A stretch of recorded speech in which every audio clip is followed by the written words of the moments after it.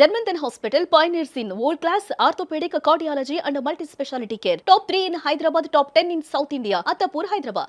11 ఏళ్లకే ఆవిడ అమెరికా వెళ్ళిపోయారు. ముగ్గురు బిడ్డల తల్లిగా వేల కోట్ల వ్యాపార సామ్రాజ్యాన్ని నిర్మించి దానికి అధినేత్రిగా మారారు. పాలకుర్తి గడ్డ మీద వెలిగబేగు చుక్కరో సొంత ఊరికి తిరిగి వచ్చారు. ఎంతో సోషల్ సర్వీస్ చేశారు.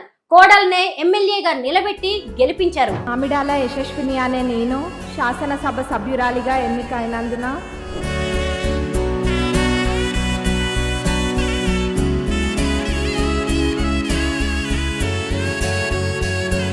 అమెరికాలో అంత బిజీగా ఉన్న మీరు మళ్ళీ తెలంగాణకి ఎందుకు వచ్చారు? 1994 నుంచి కూడా we were in philanthropy and social service.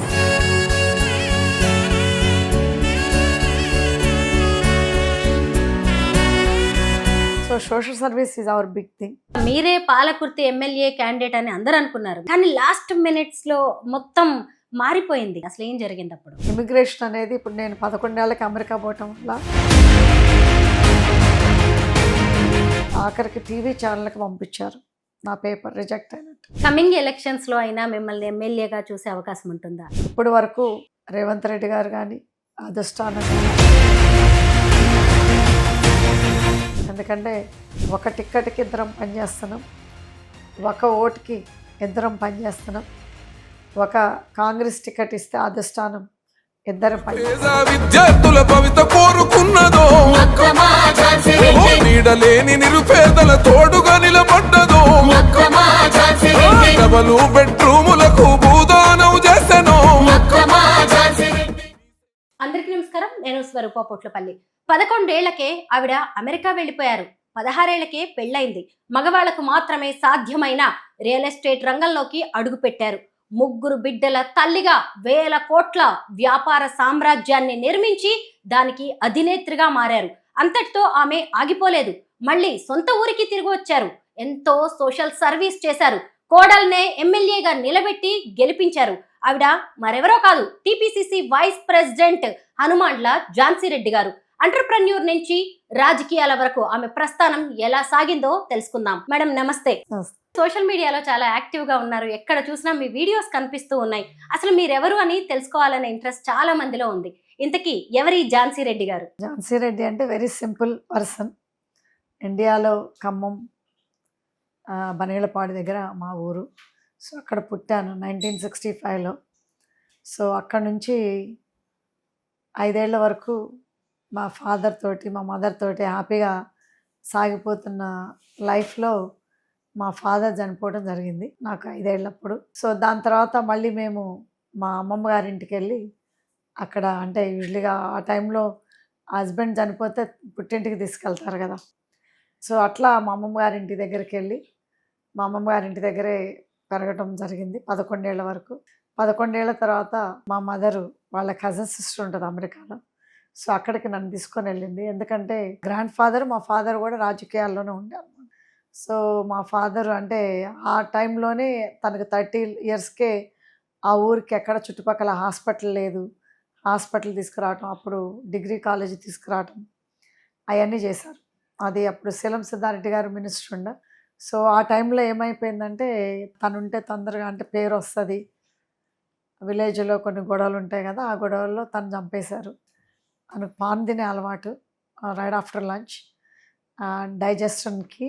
So ఆ పాన్లో పెట్టి చంపేశారు సో మా ఫాదర్ని. సో దాని తర్వాత ఇంకా ఆ టైంలో ఎట్లా ఉండేదంటే కోట్లాట్లు కూడా ఎట్లా ఉండేదంటే హోల్ ఫ్యామిలీకే ఇచ్చేసేవాళ్ళు. సో అప్పుడు మా మదరు చాలా భయపడిపోయి ఇంకా వాళ్ళ తల్లిగారింటికి దాన్ని తీసుకొని వెళ్ళిపోయి ఇంకా నేను ఇక్కడ ఉండను, నా బిడ్డని ఇక్కడ పెంచితే మళ్ళీ బతకనిస్తారో బతకనివ్వరని మా అమ్మ అమెరికా తీసుకొని వెళ్ళింది నాకు 11 ఏళ్ళప్పుడు. సో అక్కడ జర్నీ మళ్ళీ 4th గ్రేడ్ నుంచి కాలిఫోర్నియాలోనే చదివాము. నాకు 10th గ్రేడ్ హాలిడేస్, 10th అయిపోయి హాలిడేస్ ఇండియా వచ్చాము అమ్మమ్మని చూద్దామని. ఎందుకంటే నన్ను అమ్మమ్మ పెంచింది కాబట్టి అమ్మమ్మకి బాగా క్లోజ్ అఫెక్షనేటివ్. సో ఆ టైంలో మా హస్బెండ్ ప్రపోజల్ రావటం జరిగింది, రాజేందర్ రెడ్డి గారు. ఆయన ఇక్కడ పాలకుర్తి వాళ్ళది కాన్స్టెన్సీ పాలకుర్తి తోరూరు మండల్. చల్లపాలెం. సో తను అప్పటికే ఉస్మానియాలో మెడిసిన్ అయిపోయి ఔషధ్యం చేస్తూ ఉన్నాడు. సో ఇంకా మంచి సంబంధం వచ్చేసింది. ఆ అబ్బాయి గోల్డ్ మెడలిస్టు, మంచిగా చదువుకున్నాడు, డాక్టర్ అని. మళ్ళీ అందులో వాళ్ళకి కూడా ప్రపోజల్ వచ్చిన తర్వాత మా హస్బెండ్కి బాగా ఇష్టమైంది. ఒకటే చేసుకుంటానని ఎమ్మడబడ్డాడు. చిన్నపిల్ల చేయమని అన్నా కానీ, ఎందుకంటే వాళ్ళకి అప్పుడు అయిపోయింది కదా. స్టెప్ 1 స్టెప్ 2 మనీలాలో రాసి డాక్టర్కి మనకి లైసెన్స్ వస్తుంది అమెరికాలో రెసిడెన్సీ చేయడానికి. మళ్ళీ అది మిస్ అయితే ఇంకొక 6 నెలలు ఉండాలి. అప్పుడు ట్వైస్ ఇయరే ఇచ్చేవాళ్ళు మనీలాలో, అంటే ఆ సెంటర్స్. ఇప్పుడంటే ఇక్కడ హైదరాబాద్లో ఉన్నాయి, అన్ని చోట్ల ఉన్నాయి. ఆ రోజుల్లో ఏంటంటే మనీలా ఫిలిప్పీన్స్లో, సింగపూర్లో ఉండేది. This is I'm talking about 1982. So ఆ టైంలో పెళ్లి చేసుకొని వెళ్ళాను. వెళ్ళి మా హస్బెండ్ అప్పుడు ఆ టైంలో 6 months పట్టింది తనకి వీసా రావడానికి. సో నేను వెళ్ళిపోయా, తను వచ్చారు. వచ్చిన తర్వాత తను ఇంకా స్టెప్స్ అన్నీ తీసుకున్న తర్వాత ఎగ్జామ్ క్లియర్ అయిపోయిన తర్వాత దాని రెసిడెన్సీలో ఎమ్మటే జాయిన్ అయ్యాడు. అంటే జనవరిలో వచ్చారు, జూన్లో జాయిన్ అయ్యారు రెసిడెన్సీకి.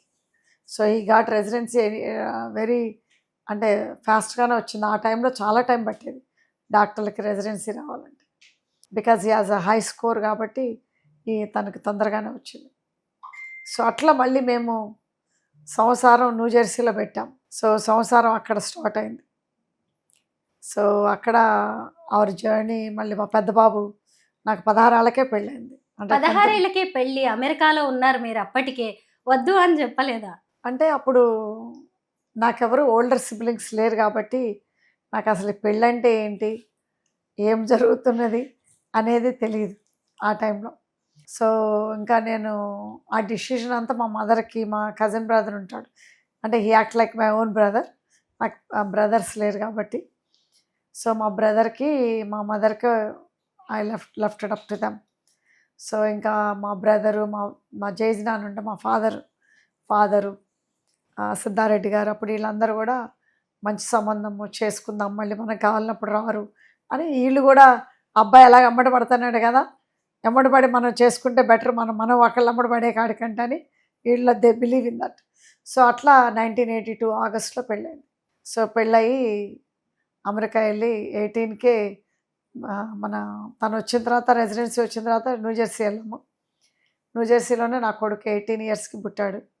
సో అప్పటికి ఇంకా హై స్కూల్లోనే ఉన్నాను నేను. ఇంకా మా పెద్ద కొడుకుని సంకలు ఎత్తుకొని డిప్లొమాకి, అదే గ్రాడ్యుయేషన్ వాక్ దానికి వెళ్ళా. So that's my journey. ఏం చదువుకున్నారు మేడం మీరు?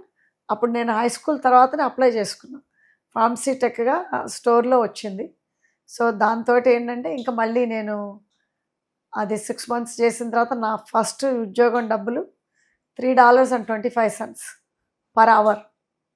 సో ఆ డబ్బులతోటి అట్లా జాబ్ చేసుకుంటా ఉండి దెన్ ఈవినింగ్ క్లాసెస్ తీసుకున్నాం, అంటే బ్యాంకింగ్ క్లాసెస్. ఎందుకంటే I want get in to banking industry. నాకు ఎప్పుడు కూడా నా favourite subject is my math. So అట్లా ఫైనాన్స్ నాకు అది బాగా ఫేవరెట్ నా సబ్జెక్ట్స్. సో పిల్లగాడు ఉన్నాడు కాబట్టి నేను డే టైం పోలేను. ప్లస్ ఇంకోటి ఏంటంటే మా అత్తగారు వాళ్ళు కూడా అప్పుడు they are not very rich. మా హస్బెండ్ కూడా ఎల్డెస్ట్ సన్ను వాళ్ళకి. సో వాళ్ళ ఫాదర్ కూడా యంగ్గా చనిపోయారు. సో ఇంకా తను ఓల్డెస్ట్ కాబట్టి తనకు కూడా చాలా రెస్పాన్సిబిలిటీ ఉందన్నమాట. ఎవ్రీ మంత్ ఇండియాకి డబ్బులు పంపించాలి. వాళ్ళ ఫ్యామిలీని, వాళ్ళ మదరు, 2 brothers, 2 sisters-ని పోషివాల్సి వచ్చింది. సో ఆ టైంలో ఏంటంటే ఇంకా నేను జాబ్ చేయక తప్పలేదు. నేను జాబ్ మానేసి స్కూల్కి వెళ్ళే పరిస్థితి లేదు. సో డే టైము బ్యాంకింగ్ ఇండస్ట్రీలో చేసుకుంటా నైట్ క్లాసెస్ తీసుకొని అట్లా బ్యాంకింగ్ ఇండస్ట్రీలో అడుగుపెట్టాను. సో 7 yearsలో బ్యాంకింగ్ ఇండస్ట్రీలో అయ్యి ప్రమోషన్స్ వచ్చి then I got into account, IRS, management, international wire transfer, ఆ డిపార్ట్మెంట్ వరకు వెళ్ళాను. నాకు 2వ సంతానం డాటర్. సో నా డాటర్ పుట్టేంత వరకు కూడా నేను జాబే చేశాను. తను డెలివరీ ఇంకా 2 weeks అవుద్దనే వరకు నేను జాబ్ చేస్తానేమో. సో తను ఇంకా పుట్టిన తర్వాత మానేసాను బ్యాంకింగ్ ఇండస్ట్రీ. దాని తర్వాత తనకు 1 year లోపలనే మా హస్బెండ్ వెంట ప్రైవేట్ ప్రాక్టీస్, అంటే ప్రైవేట్ క్లినిక్ పెట్టుకుంటే తనకి హెల్ప్ చేసుకుంటూ తనని సెటప్ చేస్తా క్లినిక్ని అంతా అంటే ఎస్టాబ్లిష్ చేసుకుంటా. అది జరిపోయింది. అది జరిపోయి దెన్ నాకు మళ్ళీ మూడో సంతానం ఈ ఎమ్మెల్యే గారు వాళ్ళ హస్బెండ్ రాజారాం. నా చిన్న కొడుకు. సో చిన్న కొడుకు పుట్టేంత వరకు చిన్న కొడుకు 1 year అప్పుడు then we got into real estate. First real estate ఎట్లా అయిందంటే ఓన్లీ ఇన్వెస్ట్మెంట్ పర్పస్ లాగానే కొన్నాం. అంటే ముగ్గురు పిల్లలకి కాలేజీకి కాలేజీ ఫండ్ అన్నట్టుగా. ఇన్ని బిజినెస్లు ఉండగా మీరు రియల్ ఎస్టేట్ని ఎందుకు ఎంచుకున్నారు బిజినెస్గా? అంటే నాకు మా పెద్దమ్మ అని చెప్పాను కదా, మా పెద్దమ్మ వాళ్ళ హస్బెండ్ మా పెద్దనాన్న ఆయన రియల్ ఎస్టేట్లోనే ఉన్నారు. నేను అమెరికా పోయినప్పుడు నాకు 11 ఏళ్ళప్పుడు అంటే మన మైండ్ కూడా ఫ్రెష్ ఉంటుంది అప్పుడు. సో ఎవరు మన సరౌండింగ్స్ ఎవరు ఏది చేస్తున్నా కానీ మనం అది చూసి నేర్చుకుంటాం. సో అప్పుడు మా పెద్దనాన్న చూసి ఆయన రియల్ ఎస్టేట్లోనే ఉండేవాడు. సో అందుకోసం నాకు ఎప్పుడు కూడా రియల్ ఎస్టేట్ అంటే స్కూల్ నుంచి వచ్చిన తర్వాత తను చూస్తూ ఉండేదాన్ని. రియల్ ఎస్టేట్ బిజినెస్ అంటే అప్పుడు నాకు కూడా ఇంట్రెస్ట్ కలిగింది. సో అందుట్లో ఇంకోటి అంటే ఫ్రెష్ మైండ్ ఉన్నప్పుడు తొందరగా అడాప్ట్ అవుతాం మనం కూడా. అంటే ఏదైనా చూసి నేర్చుకున్నా. నేను నా చిన్న కొడుకు ఫస్ట్ బర్త్డే టైం కల్లా we start real estate business. So అందుట్లో నా పిల్లలు చిన్నప్పుడని మేనేజ్మెంట్ కంపెనీకి ఇచ్చాము. వాడికి 3 years కంప్లీట్ అయిన తర్వాత ప్రీ స్కూల్లో పెట్టేసి then I start taking over from the management company. అప్పుడు ఆ నుంచి 1996 అది 1996 నుంచి యాక్టివ్గా day to day involvement in real estate. So అట్లా రియల్ ఎస్టేట్ బిజినెస్లో. బట్ నేను చేసే రియల్ ఎస్టేట్ అంటే చాలామంది ఇండియాలో రియల్ ఎస్టేట్ అనగానే అమ్మటము కొంటమని అనుకుంటాను. కానీ అమెరికాలో నేను చేసింది అది కాదు. నేనేంటంటే కొనుక్కొని investments plus property management. I had property management company. So 100 మంది పనిచేస్తారు నా కింద. 75 నుంచి 100 మంది. అంటే వింటర్ అయితేనే 75 మంది, సమ్మర్ అయితేనే 100 మంది చేస్తారు. ఎందుకంటే సమ్మర్లో ఎక్కువ మూవ్ ఇన్ మూవ్ అవుట్స్ ఉంటాయి. సో రియల్ ఎస్టేట్ ఎంపైర్ని నేను మా హస్బెండ్ అంటే క్రియేట్ చేసినాము. ఎందుకంటే తను ఒక సర్టిఫికేషన్స్ తోటి అమెరికా వచ్చాడు. సో నేను కూడా మా మదర్ తోటి వెళ్ళిన వాళ్ళము. వాట్ ఎవర్ అంటే వీ హ్యావ్ టుడే, అది మంచే కానీ చెడే కానీ ఇద్దరము బిల్డ్ చేసింది. ఇది ఒక 4 అంతస్తుల మేడ. అయితే ఇప్పుడు మీరు ఇవన్నీ చెప్తుంటే ఇదంతా ఈజీగా ఓవర్ నైట్లో జరిగింది ఏం కాదు. ఎన్నో ఇబ్బందులు కూడా ఉండొచ్చు. కేక్ వాక్ కాదు, పూల పాన్ పసలు కాదు, ఎన్నో ఇబ్బందులు, కష్టాలు, అవమానాలు కూడా ఎదుర్కొని ఉంటారు. ఎప్పుడైనా ఏదైనా మీరు బిజినెస్ పరంగా ఎదుర్కొన్న సమస్య ఏదైనా ఉందా? ఉన్నాయి. ఎందుకంటే ఇప్పుడు ఇది నేనున్న business it's male dominating business. Women అనేది అసలు ఉండరు. Very few. ఉన్నా కానీ ఏళ్ల మీద లెక్క పెట్టచ్చు అమెరికా మొత్తం. చాలామంది ఉమెన్ ఉంటారు కానీ రియల్ ఎస్టేట్ ఏజెంట్లుగా ఉంటారు. బట్ ప్రాపర్టీ మేనేజ్మెంట్గా ఒక కంపెనీ నడిపేది ఉండదు. సో అప్పుడు అనేవాళ్ళు చాలామంది. అంటే నేను టూర్స్కి వెళ్ళేదాన్ని అంటే ప్రాపర్టీస్ కొనడానికి. చాలామంది మేల్ ఓనర్స్, మేల్ బాయర్స్ కూడా వచ్చేవాళ్ళు. వచ్చినప్పుడు ఆమెం కొంటదిలే ఉమెన్ అని కొంచెము అంటే చిన్నతనంగా మాట్లాడేవాళ్ళు. సో బట్ డిస్కరేజ్ చేసేవాళ్ళు. నువ్వు ప్రాపర్టీ మేనేజ్మెంట్ అంటే ఏమనుకున్నావు, బిల్డింగ్ను మేనేజ్ చేయటం అంటే ఏమనుకున్నావు అని కొంచెం అట్లా మాట్లాడేవాళ్ళు. సో ఒకరోజు ఇట్లనే బిల్డింగులు చూడటానికని వెళ్ళినప్పుడు వేరే వాళ్ళు కూడా వచ్చారు. వేరే వాళ్ళు కూడా వచ్చి మేము ఇట్లా లంచ్ చేస్తూ ఉన్నాం ఆ టైంలో. వాళ్ళు అన్నారు, నీకు తెలుసా ఇట్లా చాలా కాంప్లికేటెడ్ అది ఇదని. దాని వాళ్ళకి సెకండ్ ప్రాపర్టీ, నాకు ఇది 12వ ప్రాపర్టీనో 15వ ప్రాపర్టీనో అది కొంటాము. సో వాళ్ళు అడిగారు. తర్వాత వాళ్ళందరినీ మాట్లాడిచ్చాను. అంటే వాళ్ళందరూ మాట్లాడుతూ ఉంటారు కదా, మెన్ ఏంటంటే ఉమెన్ మాట్లాడినవారు. సో వాళ్ళు మాట్లాడుతూ ఉన్నారు. సరే నేను I was a good listener. నేను లిసన్ చేస్తూ ఉన్నాను. ఉన్న తర్వాత నాకు ఆఫీస్ మేనేజరు, మా ఆఫీస్ అసిస్టెంట్ కూడా నాతోటే వచ్చారు. సో వాళ్ళని ఆ ఓనరు అడుగుతున్నాడు, ఎవరైతే సెకండ్ ప్రాపర్టీ కొనడానికి వచ్చాడో మీరు ఇంతకెవరు అని అడిగాడు. అంటే మా ఆఫీస్ అమ్మాయిలు చెప్పారు, ఇట్లా రాజ్ ప్రాపర్టీ ఓనర్ ఝాన్సీ రెడ్డి అని. అవునా అని అన్నాడు షాక్గా. అని అంటే మరి ఇందాక నుంచి మీరేం చెప్పలేదంటే మీరు మాట్లాడిస్తేనే కదా చెప్పటం, మీరు అవకాశం ఇస్తేనే కదా చెప్పడానికి, మీరే మాట్లాడుతున్నారని అంటే దాన్ని హీ వాజ్ షాక్డ్. అంటే అన్ని ప్రాపర్టీస్ కొనడానికి పోయినా కానీ సింపుల్, వెరీ సింపుల్. ఎందుకనంటే I want give that space. ఎందుకంటే వాళ్ళు మాట్లాడే వాళ్ళు కదా ఫస్ట్. సో అట్లా అంటే కొంతమంది డిస్కరేజ్ చేయటము, అంటే కొంతమంది ఏమేమి చేస్తుందిలే, షీజ్ అ ఉమెన్ ప్లస్ ఇప్పుడు మాకు ప్రాపర్టీస్ అన్నీ కూడా 300 మైళ్ళ దూరంలో ఉంటాయి మా ఇంటికి. మా ఇల్లు మేము ఎందుకంటే అంత దూరంలో ఉండాల్సి వచ్చింది. మా హస్బెండ్ కార్డియాలజిస్ట్. సో తనకి మెట్రోపాలిటన్ ఏరియాలో కంటే కూడా కొంచెం సర్బబ్స్లో ఇట్లా పల్లెటూరు ఏరియా దగ్గర ఎక్కువ డిమాండ్ ఉంటుంది కార్డియాలజిస్ట్కి, డాక్టర్లకి, because it's not a saturated. So తనకి డ్రైవ్ చేయటం ఇదంతా ఎక్కువ ఇష్టం ఉండదు. సో నేను డ్రైవ్ చేస్తానని తనకి ప్రాక్టీస్కి దగ్గరలో ఉన్నాం. సో నేను 3 hours డ్రైవ్ చేస్తాను. సో వాళ్ళకి ఏంటంటే 3 hours డ్రైవ్ చేసి ఏమో ఆడామ చేయగలుగుతుందా, మదర్ ఆఫ్ 3 small children అనేది కొంచెం ధీమా ఉంటుంది. So but I said okay, that's okay అని నేను నా వేలో నేను పోయాను. నా వేలో the only business that I know is real estate other than my banking industry, customer service.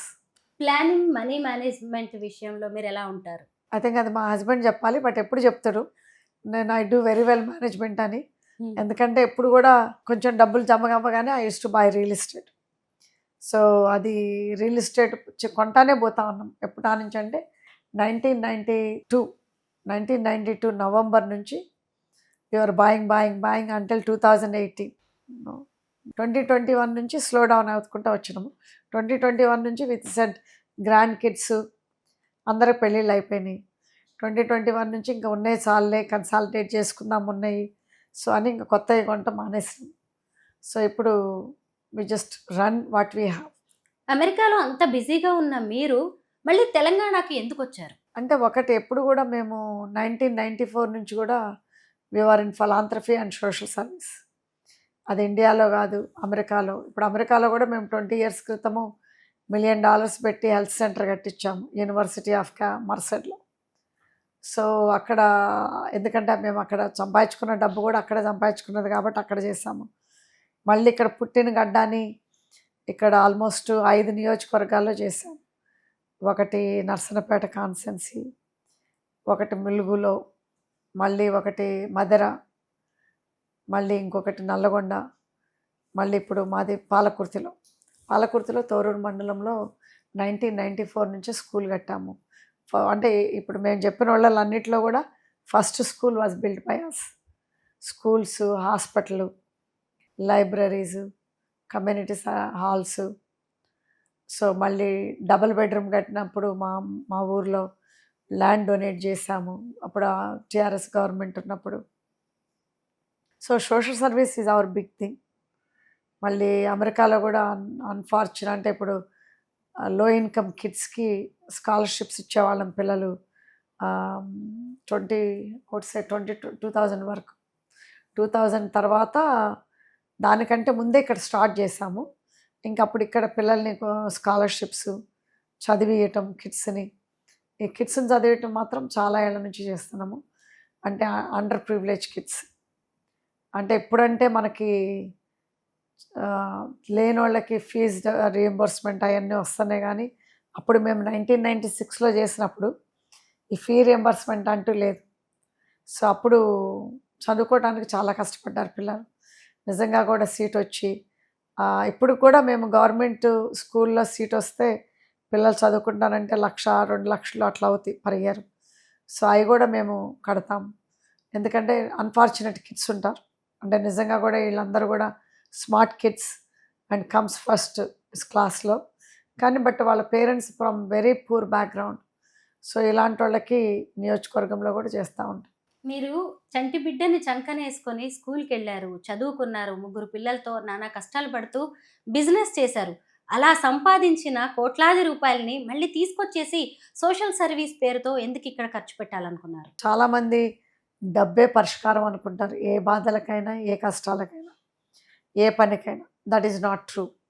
ఎందుకంటే ఇప్పుడు మా ఫాదర్ చనిపోయినప్పుడు మాకు డబ్బు ఉన్నది, కానీ ఏమైపోద్దంటే ఇప్పుడు when you not on you అంటే ఇప్పుడు మన కాళ్ళ మీద మనం బతకనప్పుడు ఏ డబ్బు పనిచేయదు.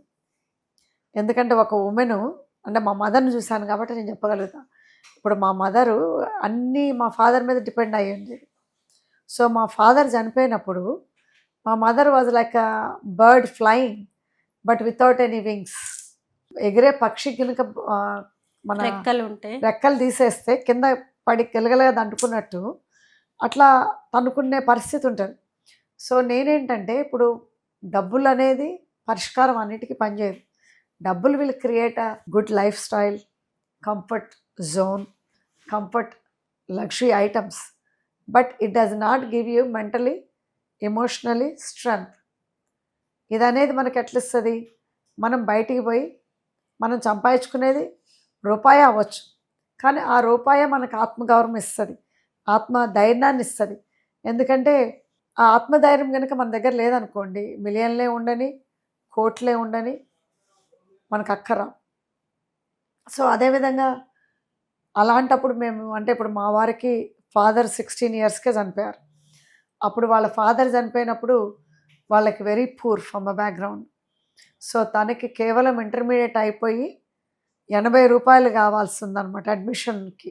ఏది మన ఎగ్జామ్ రాయాలంటే మెడికల్ ఎగ్జామ్, అది ఎంట్రన్స్ ఎగ్జామ్ మెడికల్ స్కూల్, అది రాయటానికి 88 రూపీస్ లేక ఆయన 2 years అరకదున్నాడు. సో అలాంటప్పుడు ఏమవుద్దంటే అట్లా నిజంగా అన్ఫార్చునేట్ కిడ్స్, అన్ఫార్చునేట్ ప్రావర్టీ అంటే బాగా ప్రావర్టీ లైన్లో ఉన్న పిల్లలు. సో అలాంటి బాధ ఇబ్బంది పడి 2 years is a long time to lose in your short life. అయితే అదనేది అందరికీ ఉండద్దు, రావద్దనే ఉద్దేశంతో first we are only focused on health, education మీద ఫిలాంథ్రఫీ వర్క్గా వచ్చినాం ఫస్ట్. సో దాని తర్వాత ఉమెన్ అనే వాళ్ళకి వాళ్ళ కాళ్ళ మీద వాళ్ళు నిలబడాలి, వాళ్ళ కాళ్ళ మీద వాళ్ళు ఏదైనా అంటే జాబ్స్ అయినా చిన్న చిన్న జాబ్స్. నన్ను చాలామంది అన్నారు, నేను రియల్ ఎస్టేట్ దిగినప్పుడు డాక్టర్ మొగుడు ఉన్నాడు, అప్పటికే మా వారు కార్డియాలజిస్ట్ హస్బెండ్ ఉన్నాడు కదా, నీకెందుకు అవసరమా ఈ ఉద్యోగాలు, ఈ బిజినెస్లు, ఇదంతా. బట్ నాకేంటంటే నా హస్బెండ్ $1 million ఇచ్చిన దానికి నేను కేవలం 1000 రూపాయలు సంపాదించుకున్న దానికి వాల్యూ ఎక్కువ ఉంటుంది. ఎందుకు అని అంటే డబ్బులు ఎట్లా సంపాయాలో తెలుస్తుంది ప్రతి మహిళకి, ముఖ్యంగా నాకైతే అప్పుడు అట్లే తెలిసింది. ప్లస్ మన కాళ్ళ మీద మనం నిలబడ్డప్పుడు జరగరాంది ఏదైనా జరిగినా కానీ మనకు ఒక విశ్వాసం, మన మీద మనకు నమ్మకం, మనకొక బయట ప్రపంచంలోకి పోయి మనం కూడా వేరే మహిళలతోటి వేరే పురుషులతోటి బీట్గా మనం జాబ్ చేయాలన్నా మనకి నాట్ ఓన్లీ ఎడ్యుకేషనే కాకుండా ఎడ్యుకేషన్ తోటి ఇవన్నీ కూడా రావాలి. ఇవన్నీ వచ్చినప్పుడే మనం సొసైటీలో ఉండగలుగుతాం. సో వేటా పెట్టింది కూడా అంటే వేటా, మీరు ఈరోజు మా ప్రోగ్రామ్కి వచ్చారు, వేటా ఉమెన్ ఎంపవర్మెంట్ తెలుగు అసోసియేషన్ పెట్టింది అందుకోసము. ఎందుకంటే నా ఫ్రెండ్స్ని కూడా కొంతమందిని నేను చూశాను, తెలిసిన వాళ్ళని. వాళ్ళ హస్బెండ్ చనిపోయినప్పుడు పిల్లలు చిన్నోళ్ళు అంతా హస్బెండ్ మీద ఆధారపడి ఇదర్ ఫైనాన్షియల్గా, ఎమోషనల్గా, మెంటల్గా, ఫిజికల్గా అంతా హస్బెండ్ మీద ఆధారపడినప్పుడు వాళ్ళ హస్బెండ్ చనిపోయినప్పుడు దే వెంట్ ఇంటూ డిప్రెషన్. ఆ డిప్రెషన్లో నుంచి కోలుకోవడానికి వాళ్ళకి టైం పడుతుంది. ప్లస్ మన కాళ్ళ మీద మనం బతకలేకపోతే మన పిల్లలు అంటే ఏదైనా జరిగినప్పుడు మన పిల్లలకి సేమ్ లైఫ్ స్టైల్ ప్రొవైడ్ చేయలేం. హస్బెండ్ అంటే వాళ్ళ ఫాదర్ ఉన్నప్పటికీ, ఫాదర్ లేనప్పటికీ. సో ఎప్పుడైతే మదర్ ఫైనాన్షియల్గా స్ట్రాంగ్ ఉంటుందో అదేవిధంగా గుండె ధైర్యంతో emotional strong, mental strong is very important. ఎందుకంటే మనకు ఆ టైంలో ఎంతోమంది వచ్చి ఎన్నో రకాలుగా చెప్తారు. బట్ మనకేం కావాలి, మనం ఏం చేయాలి, మన గోల్ ఏంటి, మన ప్రయాణం ఎక్కడికి పోతున్నాము అనేది ఇది చాలా ఇంపార్టెంట్. బాగా చెప్పారు. అయితే మరి మీరు చేస్తున్న సోషల్ సర్వీస్ చూసి కావచ్చు, లేదంటే మీకే రాజకీయాల్లో ఇంట్రెస్ట్ కూడా ఉండొచ్చు. మొత్తానికి కాంగ్రెస్ అధిష్టానం మిమ్మల్ని పాలిటిక్స్లోకి ఇన్వైట్ చేసింది. ఇక మీరే పాలకుర్తి ఎమ్మెల్యే క్యాండిడేట్ అని అందరూ అనుకున్నారు. మీరు కూడా ఆ రేంజ్లో వర్క్ చేశారు. కానీ లాస్ట్ మినిట్స్లో మొత్తం మారిపోయింది. మీ కోడలైన యశస్విని రెడ్డి గారిని సీన్లోకి తీసుకురావాల్సి వచ్చింది. అసలు ఏం జరిగింది అప్పుడు? ఇమిగ్రేషన్ అనేది ఇప్పుడు నేను 11 ఏళ్ళకి అమెరికా పోవటం వల్ల అక్కడ సిటిజన్షిప్ తీసుకున్నాం. ఎందుకు మా హస్బెండ్ పెళ్లి చేసుకున్నప్పుడు వాళ్ళ ఫ్యామిలీని అంతా రావాలని అంటే 5 ఏళ్ళు యూజువల్గా మీరు గ్రీన్ కార్డు మీద పోతే 5 ఏళ్ళకి మీరు సిటిజన్ అవ్వచ్చు. కానీ సిటిజన్ అమ్మాయిని చేసుకొని పోతే 3 ఏళ్ళకే సిటిజన్ అవ్వచ్చు వాళ్ళు. అప్పుడు వాళ్ళ ఫ్యామిలీని అందరిని తీసుకెళ్ళచ్చు. సో అప్పుడు నేను నా సిటిజన్షిప్ చిన్నప్పుడే అంటే పెళ్లి తర్వాత గివప్ చేశాను. అంటే ఇండియన్ సిటిజన్షిప్ని అక్కడ అమెరికా సిటిజన్షిప్ తీసుకున్నాను. ఎందుకంటే ఎప్పుడు కూడా మాకు ఇండియా రావాలి, ఇండియాలో సెటిల్ అవ్వాలి, లేకపోతే ఇండియాలో రాజకీయాల్లో రావాలని ఏనాడు లేదు. సో ఇట్లా మేము సోషల్ సర్వీస్ చేసుకుంటూ వెళ్ళాము. సో అప్పుడు వచ్చినప్పుడు ఏమైందంటే నాకు సిటిజన్షిప్ కూడా వస్తుంది అనుకున్నా మా టయానికి. కానీ అన్ఫార్చునేట్లీ నేను రాజకీయాల్లో లేకుండా చేసినట్టయితే that would been a piece of cake to come. నేను రాజకీయాల్లోకి వచ్చి ఆల్రెడీ ఎక్స్పోజర్ అయినప్పుడు అందరూ they want to stop my process. So అదనేది జరిగింది. జరగటంలో ఏమైందంటే ఆ ప్రాసెస్లో నాకు ఆ టైము సరిపోలేదు. ఎందుకంటే నామినేషన్స్ అక్టోబర్ 9th వేసాము. నాకు ఇది స్టాప్ అయినట్టు కూడా తెలియదు. ఆఖరికి టీవీ ఛానల్కి పంపించారు నా పేపర్ రిజెక్ట్ అయినట్టు. నాకు పంపించలేదు. That's how they managed political system BRS గవర్నమెంట్లో. తర్వాత న్యూస్లో వస్తే నాకు తెలిసింది నేను రిజెక్టెడ్ అయిందని. సో అప్పుడు ప్లాన్ ఏ ఫెయిల్ అయింది. Next I have to think what is my plan B. So plan B ఏంటంటే నా కళ, నా ఆశయాన్ని, నన్ను నమ్ముకున్న ప్రజల్ని, అదేవిధంగా నన్ను నమ్మిన పార్టీని మోసం చేసి వెళ్ళొద్దనే, అంటే మోసం కాదు కానీ బట్ ఇప్పుడు నేను వెళ్ళిపోయాను అనుకోండి, ప్రజలు నన్ను అంతే అనుకుంటారు. ఏమనంటే మమ్మల్ని నమ్మించింది, బయటకు తెప్పించింది. ఎందుకంటే అప్పుడు నేను వచ్చినప్పుడు ఎట్లా ఉండంటే కాంగ్రెస్ క్యాడర్ ఉన్నా, కాంగ్రెస్ ఓటర్ ఉన్నా కానీ బయటకు వచ్చి కాంగ్రెస్ పార్టీ అని చెప్పుకునే స్వతంత్రము, స్వేచ్ఛ లేదు వాళ్ళకి. ఆ స్వేచ్ఛను అనేది అన్నేపులో క్లోజ్ చేసేసారు గత ప్రభుత్వం నాయకత్వం పాలకుర్తిలో. సో అలాంటప్పుడు నా మీద నమ్మకంతో, నేను ఇచ్చిన భరోసాతోటి వాళ్ళు బయటకు వచ్చారు. బయటకు వచ్చిన నన్ను నమ్ముకొని నాతో నడిచిన ప్రజలు ఉన్నారు. సో వాళ్ళందరినీ కూడా వెళ్ళిపోతే వాళ్ళందరూ డిసప్పాయింట్ అవుతారు, వెళ్ళిపోతే మళ్ళీ వాళ్ళందరికి ఇబ్బందులు పెడతారు, వెళ్ళిపోతే వాళ్ళు తలెత్తుకొని తిరిగే పరిస్థితి కాదు. ఎందుకంటే నేను రాకపోతే వాళ్ళు బయటకు వచ్చేవాళ్ళు కాదు. ఎప్పుడు గత 40 ఏళ్ళ నుంచి ఎట్లా బతికారు అదేవిధంగా బతికేవాళ్ళు. సో నా వల్ల వాళ్ళు బయటకు వచ్చిన వాళ్ళు ఆగం చేయొద్దు అనే ఉద్దేశంతో plan B is bringing my daughter in law Yashaswini Reddy. తను యంగెస్ట్, అంటే నా చిన్న కోడలు. వాళ్ళకి 2018లోనే పెళ్ళైంది, ఎండ్ ఆఫ్ 2018లో. తను అమెరికాకి 2019లో వచ్చింది. సో తను ఒక్కతే అనమాట మా ఇంట్లో, ఇండియన్ సిటిజన్.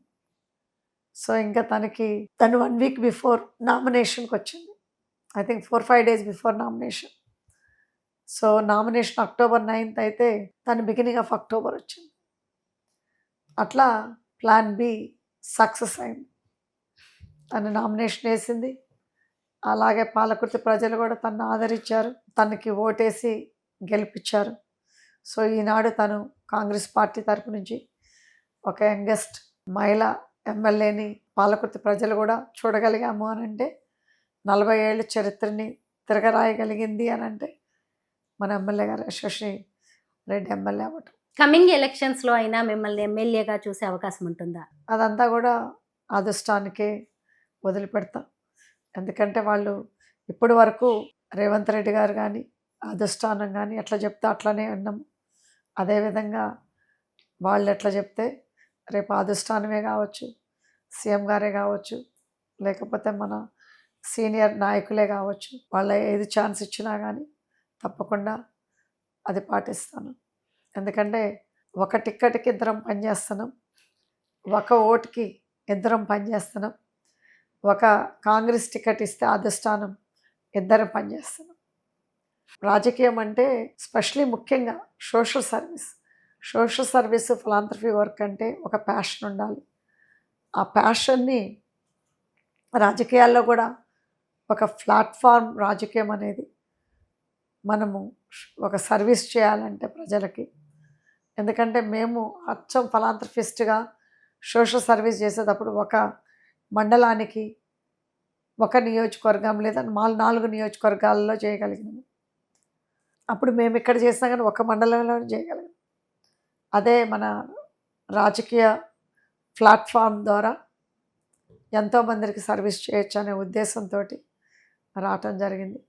బట్ అన్ఫార్చునేట్లీ ఇది నా కళ, నా కోరిక, నా కోడల రూపకంగా పాలకుర్తికి రావటం జరిగింది.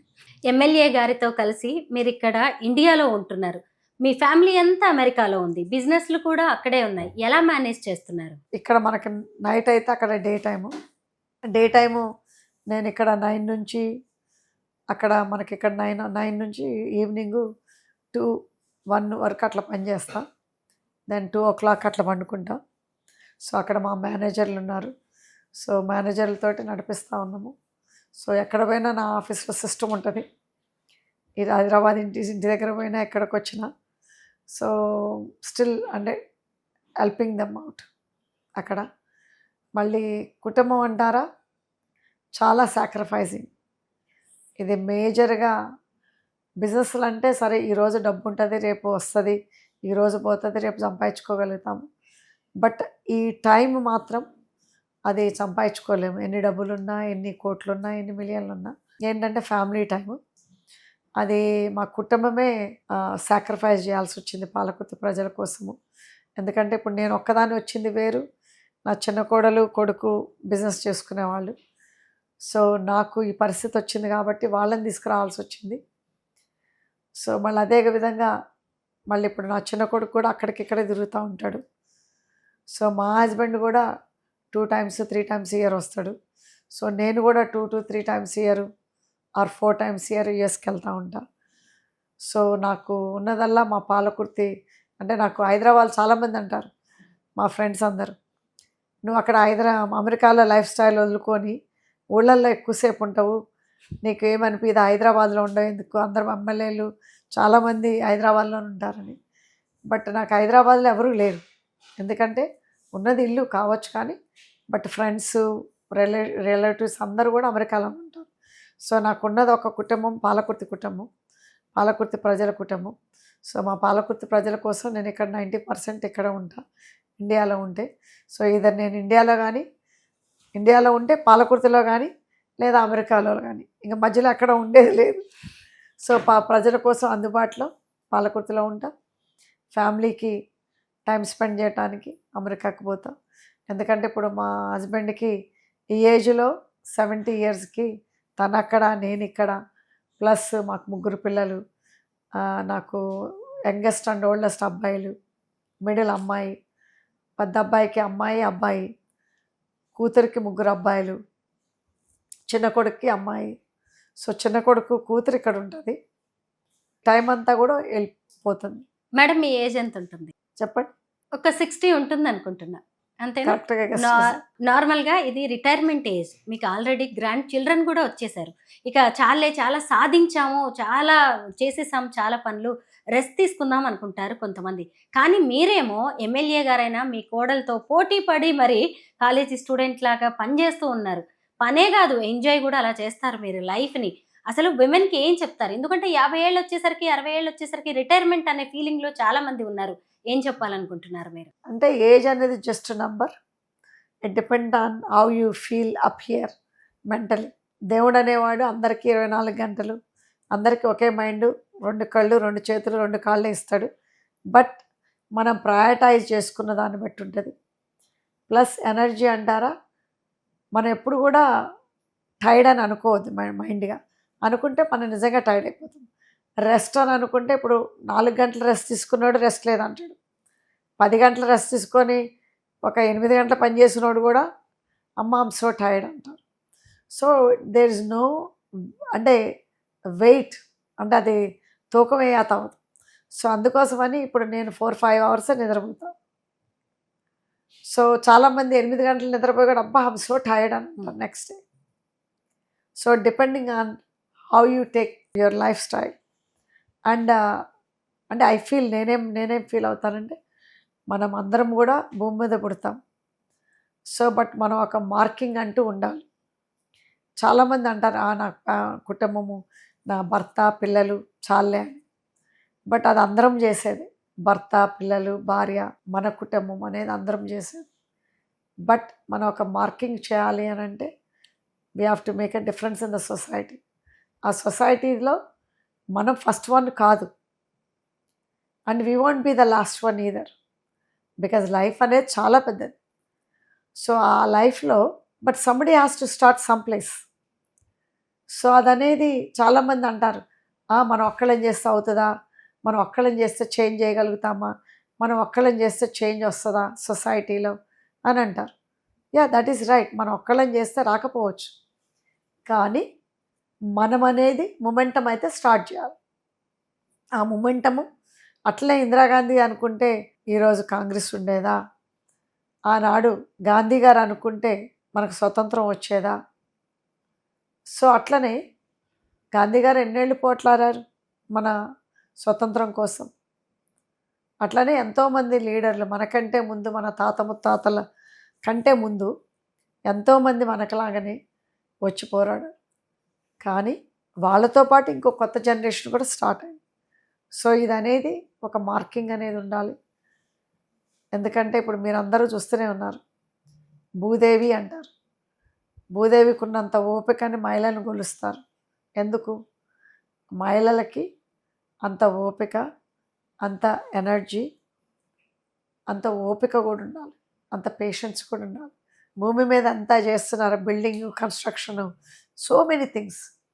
ఎన్ని పాతేసి పెడతారు భూమిలో. భూదేవి కోపం వచ్చినప్పుడు ఏం చేస్తుంది? భూకంపం వస్తుంది. అట్లనే భూదేవితో కంపేర్ చేస్తారు కాబట్టి ప్రతి ఒక్క మహిళని కూడా ఆ మహిళా శక్తిలో ఇప్పుడు ఈరోజు మీరు చూస్తారు, మన వేట ఉమెన్ ఎంపవర్మెంట్ తెలుగు అసోసియేషన్ తరఫున ఒక పెద్ద ఈవెంట్ అయింది, ఆల్మోస్ట్ 2000 మందితోటి. వీళ్ళందరూ కూడా ఒక ఉమెన్ కాన్సెప్ట్ పెట్టుకొని వచ్చారు. సో ఎప్పుడైనా కానీ ఈవెన్ శుభలాకల మీద రాసేటప్పుడు కూడా భార్య పేరు ఫస్ట్ రాసి భర్త పేరు రాస్తారు. సో మహిళల్లోనే ఆ ఉంది ఆ శక్తి అనేది. ఆ శక్తి అనేది రావాలి అని అంటే సో అందరూ కూడా వాళ్ళ ఒక టాలెంట్ని మన టాలెంట్ ఉందా అని తెలియదు, ఒక ప్లాట్ఫామ్ అనేది క్రియేట్ అవ్వాలి. ఒక ప్లాట్ఫామ్ మీద మనం ఒకటి ఉంటే మన లోన ఏమి దాగున్నది అనేది తెలుస్తుంది. సో డెఫినెట్లీ అంటే ఈజీ రౌట్ కాదు, ఛాలెంజింగ్ ఉంటుంది. లైఫ్ అన్న తర్వాతనే ఛాలెంజింగ్, లైఫ్ అన్న తర్వాతే రిస్క్ అంటారు కదా, there is no risk there is no pain. Pain ఉన్నప్పుడే రిస్క్ ఉంటుంది, పెయిన్ లేకపోతే రిస్క్ ఎందుకు ఉంటుంది? అట్లనే ఛాలెంజెస్ ఉన్నప్పుడే మనం షార్ప్ అవుతాం. ఇప్పుడు మన కత్తిని కూడా కట్ చేసే కత్తిని కూడా 4 రోజులు డోర్లో పెట్టేసాం అనుకోండి మొదలు మారిపోతుంది. అట్లనే మన బ్రెయిన్ అయినా, మన బాడీ అయినా, మన థింకింగ్ పవర్ అయినా మనం రోజు యూజ్ చేస్తూ ఉంటుంటేనే అది షార్ప్నెస్ పికప్ అవుతుంది. అందుకోసం నేను మహిళలందరికీ చెప్తాను, మనకు డబ్బు అవసరం లేకపోయినా అట్లీస్ట్ వాలంటరీగా అన్నా చేసి మనం ఒకటి క్రియేట్ చేసుకోవాలి. మనలో ఏముందో కనపడుతుంది. మనం అదే ఇంట్లో కూర్చొని పొద్దస్తమానం సీరియల్ చూసుకుంటా వంటగదిలో ఉండి మనం అదొక్కటే లైఫ్ కాదు కదా. మన ఒక ఎంపవర్మెంట్, మన అంతా ఎంపవర్మెంట్ అయితేనే మనం మన చుట్టుపక్కల 10 మందికి ఎంపవర్ చేయగలుగుతాం. మనం ఎంపవర్ అవ్వలేదనుకోండి మనం ఏం చేయలేం. జనరల్గా మన కలల్ని మన కొడుకులో లేదంటే మన కూతుళ్ళో నిజం చేస్తారు.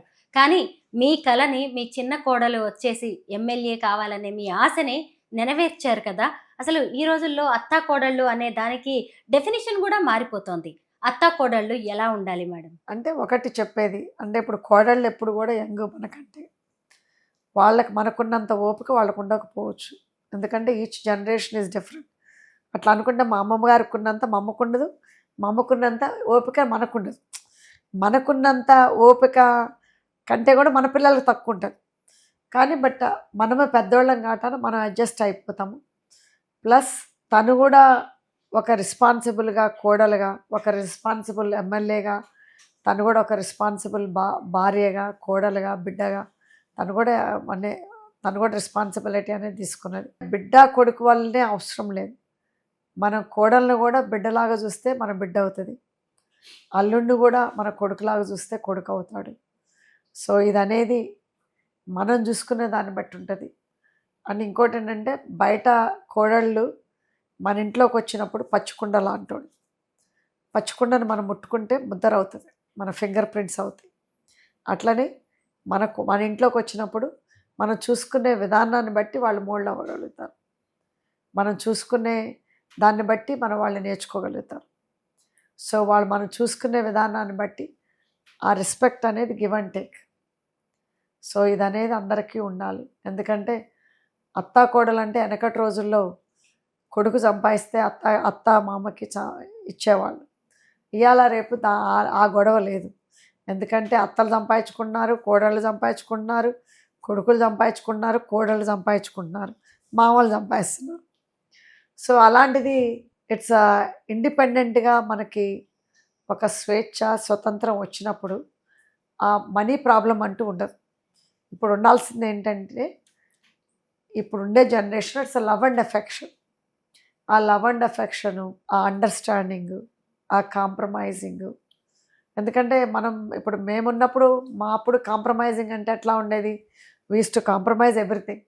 ఫైనాన్షియలీ ఏదైనా వెళ్ళికి ఏదైనా కొనుక్కుందామంటే అయ్యో ఇండియా పంపించాలి డబ్బులు అని కాంప్రమైజ్ అయ్యేవాళ్ళం.